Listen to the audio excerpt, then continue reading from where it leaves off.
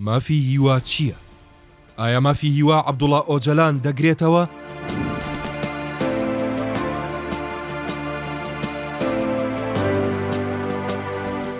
لە مانگی تشرین یەکەمین ساڵی پارەوە بە تەوقەی دەوڵەت باخچەلی لەگەڵ پەرلەمانتارانی دەمپارتی جارێکی دیکە کورد و دەوڵەتی تورک کەوتنەوە پەیوەندی و ئەوەش بوو بە سەرەتایەک بۆ دەستپێکردنی پرۆسەی ئاشتی.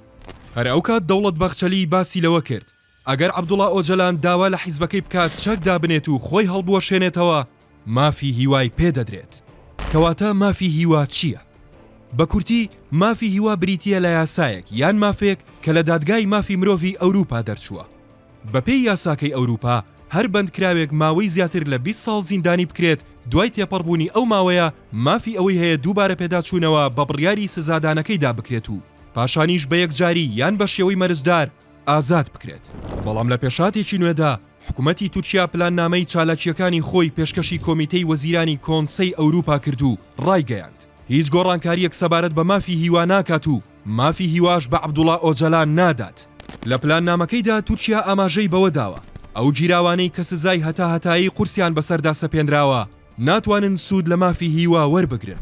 لە پلاننامەکەدا کە 27 حوزەیرانی 2025 پێشکەش کراوە بەرپرسیارەتیەکان لەژێر ڕۆشنایی بڕیارەکانی دادگای مافی مرۆڤی ئەوروپا سەبارەت بە عەبدوڵڵا ئۆجەلان هەڵسەنگێنرا. لەلایەکی دیکەوە بڕیار بوو دوێنێ 8 تەمووز کۆبوونەوەی شاندی ئیمرالی و وەزیری دادی تورکیا بەڕێوە بچێت. بەڵام بە شێوەیەکی کتوپڕ دیدارەکە هەڵپەسێردرا. بۆیە هێشتا ڕوون نییە کە ئایا هەڵپەساردنی کۆبوونەوەکە پەیوەندی بە بێبەشکردنی عەبدوڵڵا ئۆجەلان لە مافی هیوا هەیە یان نا.